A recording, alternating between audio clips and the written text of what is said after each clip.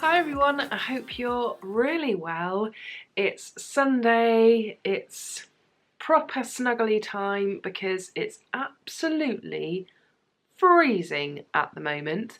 But today's video, I thought it was high time to talk about Lancome Teint Idole again, because I think I did my first impressions review of it. It's got to have been a month ago, it's been a while. And I have got, this is ridiculous, I can't even pick them all up. I have got so many samples of it, it's crazy, because it's been available on Unique's pick and mix service for such a long time. Every now and again, some of the shades do go out of stock, I guess some of the more traditionally popular shades that you'd get in the UK, but then every now and again I have a look and it's back in stock. And basically, I have got an absolute ton. Like I said, I can't even pick them all up. So this is potentially going to be one of my shorter how am I getting on with the foundation video updates than other ones that I've done, because I feel like I've talked about this foundation quite a lot since I did that test on it. Anyway, for those of you who may not be familiar with the format of my foundation videos, I generally now do 2 videos for each foundation. So the first video, which I will link up here somewhere, is a kind of first impressions video. It goes into a lot of detail. It shows me applying the product so you can see in kind of real time how it looks. It includes quite a lot of information, swatches, all that kind of stuff. And then I wear the foundation for the day, then come back at the end of the day and let you know how I got on with it and what my first impressions are. Then, after testing it out for a while, unless I completely hate it, which has happened a couple of times, but unless I really hate it, I then go on to test it for however long I feel is necessary, really, and then I come back onto YouTube and just let you guys know what it is that I'm making of it, was my first impression actually right, and all that kind of stuff. So there's still going to be a fair amount of detail in this video, but if you want to see application and that kind of stuff, then definitely check out the first impressions video, which I already posted, like I said, about a month ago. So I'll pop a link up here and down in the description box. In terms of the format of this update video, we will have a very quick recap of the foundation just to remind ourselves what it's all about. We will then talk about how I've been using it and experimenting with all the different shades that I have, because I kind of feel like this video is going to be unique compared to some of the other foundation videos I've done where I've literally just had the same shade throughout, whereas I'm not even sure how many different ones I have. We will get into that in just a second. So we'll have a look at what shade I think I'm settled on. It's quite tricky. So we'll talk a bit about the shades and how they compare to other things. So I will be doing some swatches for you as well. We will talk a little bit about what I've experimented with. So what different kinds of tools I've used. Do I have much of a preference in the whole time that I've been experimenting with it? Have I got on with using different primers with it or powders, or has anything kind of enhanced it and escalated it beyond what was actually an amazingly positive first impressions video? I was so excited about this foundation, hence why I have so many right in front of me right now. And then lastly, I guess it will be my final kind of conclusion really, and weighing up the pros and cons and all that kind of stuff. But like I said, for regulars of the channel, I think not much of this is going to come as a surprise because I have talked about this quite a lot. I've obviously done the first impressions video, which went really well. I've definitely talked about it in vloggy bits, I think, and I've talked about it in a get ready with me. So yeah, I've been talking about it a lot.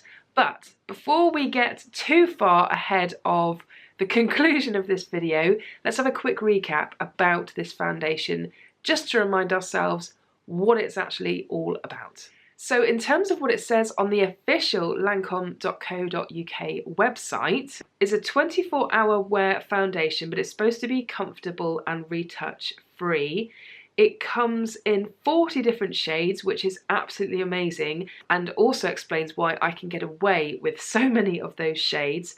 It's their best-selling foundation. It's long-lasting, provides full coverage without feeling cakey and leaving the skin feeling comfortable all day. It doesn't need to be retouched at all. It's transfer-free and smudge-free and gives you confidence to carry on with your day and maximise your power. And there are an absolute ton of shades. Like I said, there are 40 shades. I've got 007, 008, 01, 010, 011, 02, 021, and I think I stopped there. I think 021 might be the darkest shade that I've got. So it's definitely within that first group of kind of light to, yeah, it's nowhere near medium actually, is it? Because look at how many shades there are. It's actually ridiculous, but in a good way. So that's a little bit of a recap for you. Like I said, I do have a ton of shades here. A lot of these are doubles where I've thought to myself, oh, I do actually quite like that shade, and I'm running out of it because each of these samples from Funique, as I'm struggling to hold them all, they're 5ml. So I think if it is a standard 30ml, I've got to have about 2 bottles of foundation worth here for the amazing price of £3.95 per delivery, and Pick and Mix allows you to choose up to 5 samples. So provided you think you can get away with 5 different colours, that was never going to work, was it? Provided you think you can get away with several different shades, like I think I have, although I didn't necessarily know that to start with. Each time I've done an order, I have just been expanding the shades that I've got just to see how far I can kind of push it up the scale. Like I said, this video is going to be a little bit more unique compared to my other foundation videos. Because I have so many shades here, it seems right to talk about the shades a little bit and how I've personally found them, because I'm not really all that familiar with Lancome shades in terms of their foundations in general. I think this is the only Lancome foundation I've ever actually tried. So just to talk about the lightest shade I've got here, this is 007, which is Beige Rosé. What I've found with a lot of the shades that have the word rosé in them is they are very pink, and usually that's kind of the foundation that I would go for if I was looking anywhere else. But the Lancome ones are definitely too pink for me, so I don't really like any of the rosé shades. Plus 007 is definitely too light for me, so it's too pale and it's also too pink. Next comes 008, that is Beige Opale, which is a lot more kind of beigey, I suppose. It's not very pink at all, and it's also not very yellow. It's a much more neutral shade, which is very, very much too pale for me. So this is the one that I tend to use in my kind of neck area, because I bring foundation quite far down my neck, and it just helps bring everything together, I suppose. So my neck is actually a lot paler than my face, so it's quite helpful having it there. But I am conscious of the fact that if and when I pick this up in the full size, I'm not going to be getting a shade as pale as this. As much as it is nice to be able to bring foundation down my neck, I'd rather get a foundation I can kind of put everywhere and just have done with it. Next comes 01, which is Beige ALBÂTRE. I'm really not convinced about that pronunciation, and this only arrived the other day. It's definitely too yellow for me. I do actually have it on today, and you'd probably think that it's looking okay.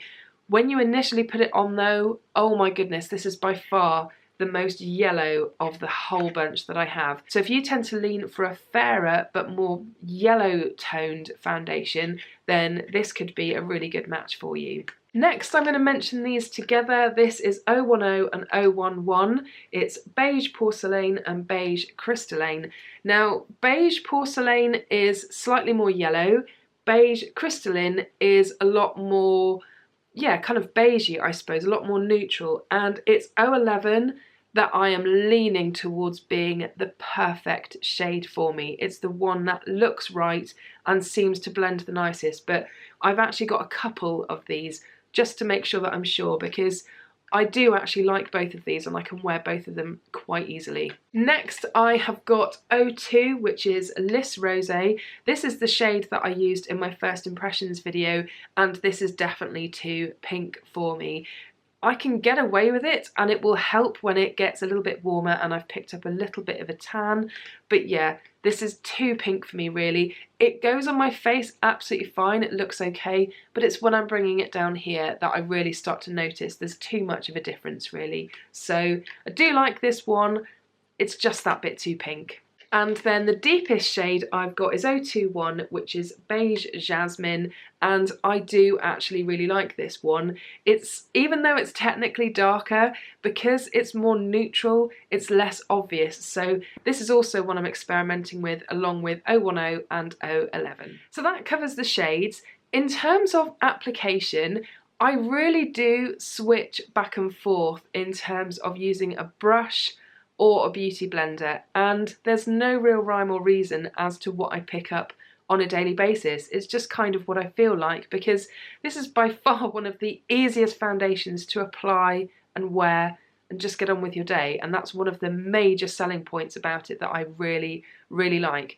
The only thing I would say, and I should have mentioned this a second ago actually, is it does oxidize. So if you go into a department store, have a play around with swatches and just let it sit on your skin for a while, because it definitely oxidizes, and to my untrained eye it looks like it's a good shade below what you think it is, if not more. So just something to be conscious of there. I've really noticed it when I've got it on the back of my hand and I think, wow, that's dried and it looks so dark. But in terms of application, I've tried so many different ways and I like all of them. I don't really have a preference, it does just really depend on what I feel like on the day.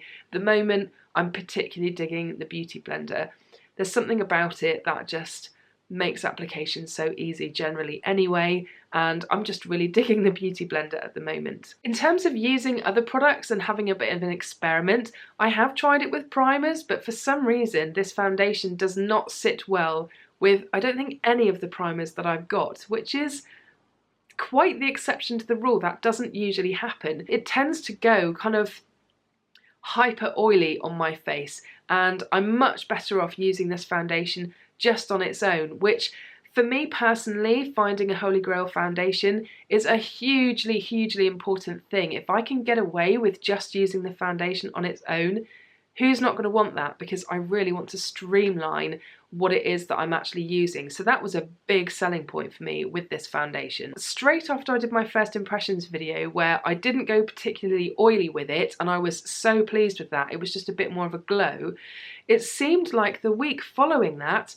I started to go hyper oily, and I was so gutted because I wasn't doing anything different. I hadn't really started experimenting as such because I was still just enjoying using it on its own. And I just thought, what's happened? I don't understand. This is the first time I've ever done an amazingly positive first impressions video, and then potentially the catch-up video is going to be, I don't like it, it's utter rubbish. But I'm happy to say that I don't know whether my skin was just going through a weird moment, but things have settled. Not settled completely to the point where I seem to be really happy in that first impressions video. I am definitely a bit more glowy than I was in that video, which still doesn't make sense to me. But one great thing about this foundation is you can blot it about halfway through the day, and I have been wearing this to work to give it a proper test for a full day, and it just looks lovely. So with the claims in regards to the not having to retouch and stuff, for me personally, I wouldn't 100% agree with that.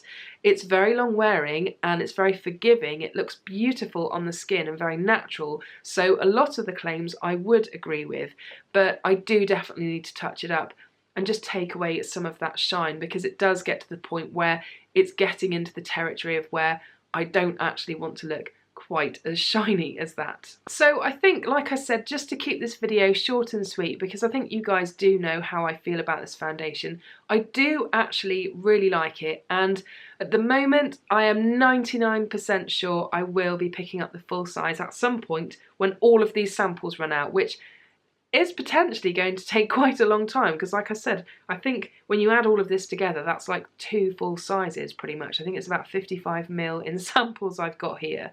So I absolutely love this foundation. It's definitely overtaken every other foundation that I've tried, and it's currently the one to beat. I think it's beautiful, and it would suit so many different skin types. If you're dry skinned, mature, oily, provided you obviously blot a little bit, because it's so forgiving. It doesn't make your dry bits look extra crepey and dry, like the dryness that you get around your eyes. It's just the kind of the controlling the oiliness thing, which with a little bit of powder, with a little bit of touching up, you're good to go for the rest of the day. And I've even been known, if it's worn off in a couple of places, to just go quickly back over the top with a beauty blender just to retouch with a little bit more foundation, and it looks absolutely gorgeous again. So I really, really like this foundation, and I'd be intrigued to know if you guys have tried it and whether you like it too. The last thing I really want to mention is a lot of people mentioned that it was breaking people out because it is quite strongly fragranced.